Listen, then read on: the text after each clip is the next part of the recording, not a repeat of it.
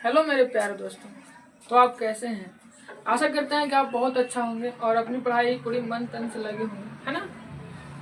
तो हमने पिछले वीडियो में क्या क्या सीखे विद्युत द्विध्रुव के अच्छी स्थिति में और निरक्षीय स्थिति में विद्युत क्षेत्र की तीव्रता के व्यंजक प्राप्त करने के लिए, है ना। जो कि बोर्ड के मतलब कि बोर्ड में ज़्यादा पूछा जाता है ना, और पूछे जाने की संभावना भी है।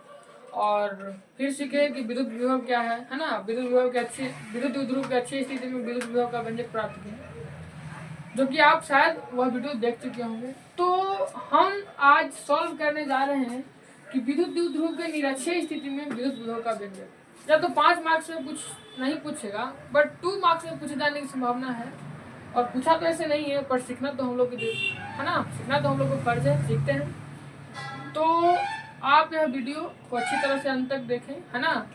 और मैं आशा करता हूँ कि यह जो वीडियो और जब आप देख लेते हैं तो आपको इतनी अच्छा से सीख जाएंगे कि दूसरों को आप सिखा सकते हैं।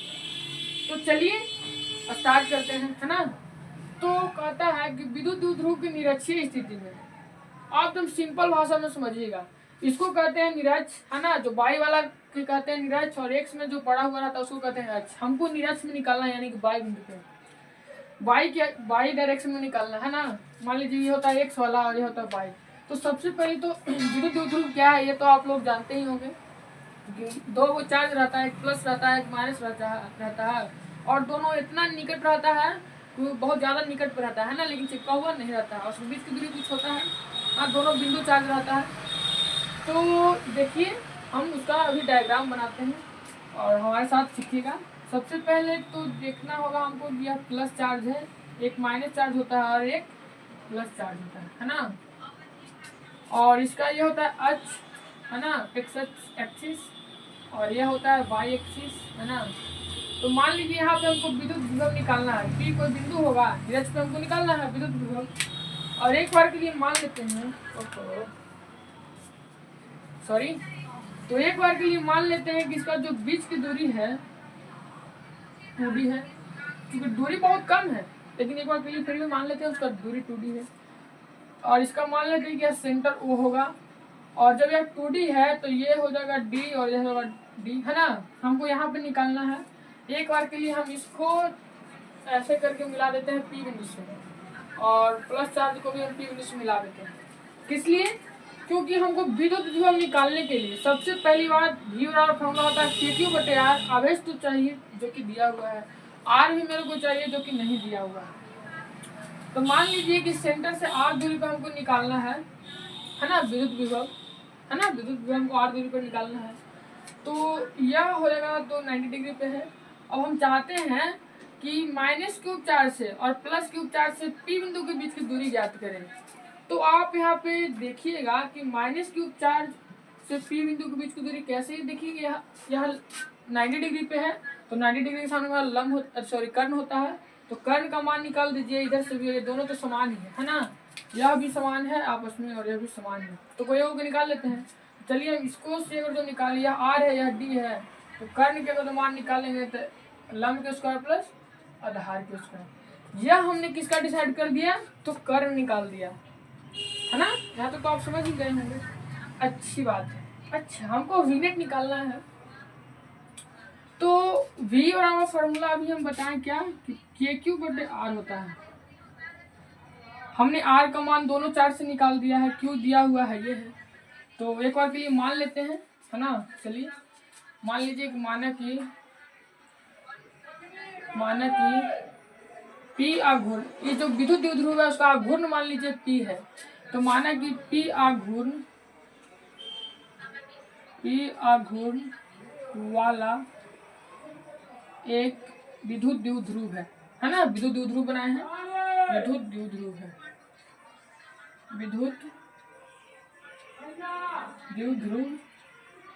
है जिसके निरक्ष में, है ना, निरक्षीय स्थिति में, जिसके केंद्र से ले लीजिए, अच्छा रहेगा, जिसके केंद्र से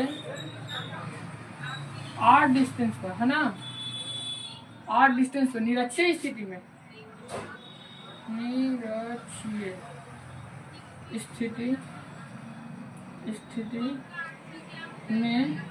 विद्युत विभव निकालना है।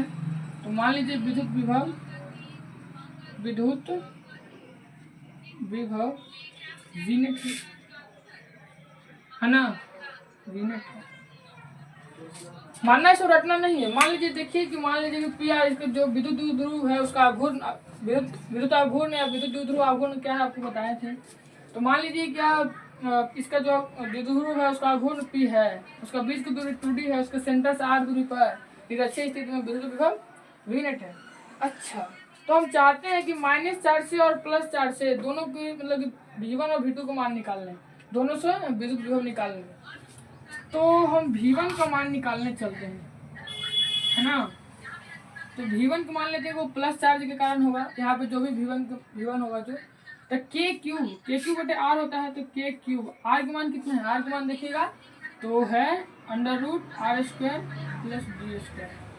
एंड है ना, V2 का मान देखिएगा तो -4 से है, चूंकि यह स्केलर क्वांटिटी है इसलिए हम इसको मैग्नीट्यूड के साथ लेंगे, मतलब कि माइनस के चिन्ह के साथ लेंगे। तो होगा माइनस का K3, और इससे भी दूरी सेम है, जितना ये है जितना ये है, ये भी लिख लीजिए, ये भी है कितना R² + d²। तो ये भी दूरी है R² + d²। अब हमने दोनों जगह से मतलब -4 से और +4 से P बिंदु पे दोनों का विभव हमने निकाल दिया है। क्योंकि हमको निकालना है V नेट, मतलब कि दोनों का जो वहाँ पे कितना मान होगा वो, तो दोनों का निकालना है, तो दोनों को ऐड कर देंगे, है ना।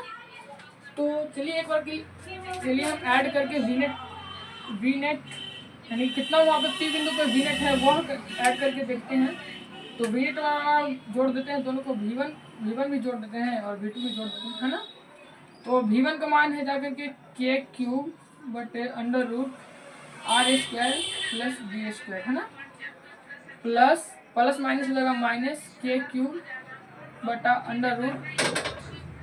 + d²। अच्छा, यहाँ पे प्लस और माइनस लगा क्या समाप्त। यहाँ से यानी कि जो मेरा फाइनली V नेट आ जाएगा, V नेट का मान कितना आ जाएगा 0। तो यहाँ पे जो दोनों चार्ज के कारण जो V नेट निकलेगा उसका जो मान होगा 0 होगा। तो फाइनली हमने V नेट का मान निकाल दिया, और आशा करते हैं कि आप अच्छी तरह से समझ गए होंगे। एक बार जल्दी से समझा देते हैं, एक बार रिविजन करवा देते हैं। तो हमने कुछ भी नहीं किया, हमने बस किया 2 को चार्ज ले लिए हैं, हमको निरक्ष पे निकालना था, उसके सेंटर से R दूरी पे उसका जो P बिंदु ले लिए, है ना। जो विद्युत द्विध्रुव था उसका जो बीच की दूरी 2d ले लिए, 2d आप d भी ले सकते हैं। तो d/2 लिखने में थोड़ा सा अच्छा नहीं लगता है, तो हम उसका 2d ले लिए, है ना। d दे दिए, और 2d है तो सेंटर से एक d हो गया, एक d हो गया इधर वाला, है ना। हमको P बिंदु पे वहाँ निकालना है। तो एक प्लस चार्ज के कारण V1 निकाल दिए, और एक माइनस चार्ज के कारण V2 निकाल दिए, और R का मान निकालना है, क्योंकि कर्ण है यहाँ पे। तो कर्ण का मान हो जाएगा √d² + R²। फिर मान दिए, माने कि P आघूर्ण वाला एक विद्युत द्विध्रुव है जिसके बीच की दूरी क्या है 2d है, जिसके निरक्ष पे R दूरी पर विद्युत विभव का मान V नेट है। यहाँ से V1 का मान निकाल दिए और V2 का मान निकाल दिए, और दोनों का जोड़ दिए। जैसे ही दोनों का जोड़े तो उसका मान हो गया 0। तो आशा करते हैं कि आप बहुत अच्छा से समझ गए होंगे, और नहीं समझे तो दोबारा एक बार अच्छी तरह से देखें। तो आज के लिए इतना ही, और पूरी वीडियो देखने के लिए धन्यवाद, थैंक्स।